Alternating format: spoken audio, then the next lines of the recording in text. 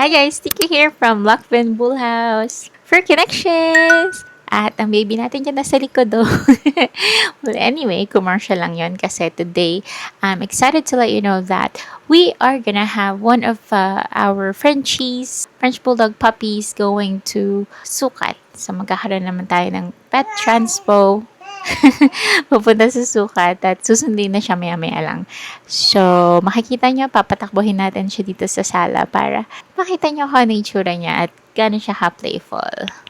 Before natin siya i-release, I just wanted to let the viewers know, let everybody know who follows us na all the litters or actually all the dogs na inaalagaan namin dito sa dito sa aming kennel, sa Lakban Bull House, each and every one of them are being taken care of like a family. So, like every week, meron kaming schedule ng pagpapaligo.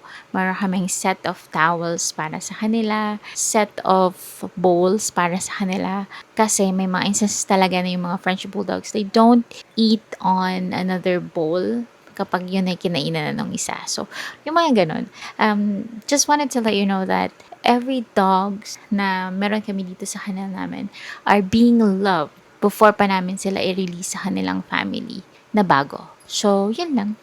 Also, touching the topic about potty training, our breeding, that's actually a good idea to do that. And that's something that we might want to consider or we might consider doing in the future. But to be honest with you, in our years of breeding French Bulldogs and American Bullies since 2014, we haven't actually had the chance to potty train our fur babies for release. One of the reasons is we have like more than 20 or more dogs in our home living with us, and some are inside our home, they actually have their actual room where they stay, and cages and stuff. However, not everyone, or we cannot actually literally train them to be potty trained.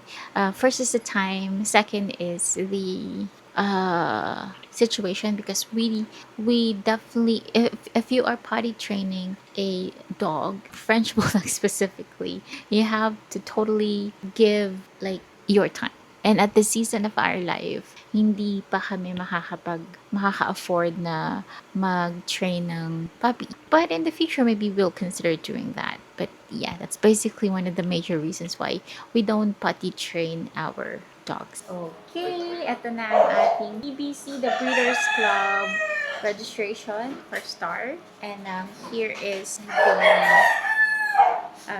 vet record. So, ito yung mga things, top priorities sa aming kennel. Bago pakita na natin sa Star kung anong gawa niya. Before natin ipakita sa Star, ay pakita muna natin kung ano ang kanya kinakain at ano ang sekreto kung bakit masigla siya at super hyper at syempre active na active. Ito syempre, Nutri-Chunks, high protein, puppy. Yan. Yan ang kanya kinakain. At ito syempre si Star. Yan, lakad na lakad, takbo na takbo before natin siya ilagay sa kanyang crate for her pet transpo. Star? Star! Yan, may dala-dala pang basa. No! Star! Punta natin. Siyempre, punapuntahan niya si Boozy.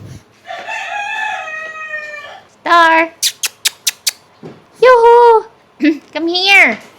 Kaya siya ka-energetic. Star! Naamoy-amoy na niya ang kanyang pagkain. Star! Star! Star! Star! Come! Come! Hey! Come on! Star! Star! Good girl! Good job! Come on! Yan. Star! And top view. Ay, paparating na guys ang ating pet transpo. Star! Babay na kay mami. Star! Shh! Come here. Come. Bye-bye, Star! Come on. Bye-bye! Yun lang, guys. Yun na. Yun si Star, oh. Nangungulit. Ganyan sila pag may baby, may batang kasama. Makukulit. Ganyan ka-friendly ang mga Frenchies. Pasok na siya.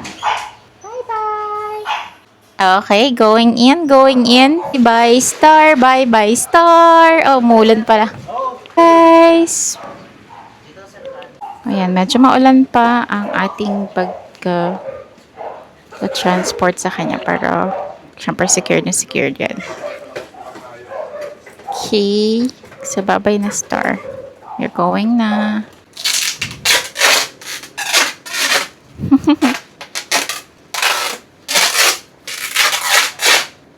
Magmamanok din guys.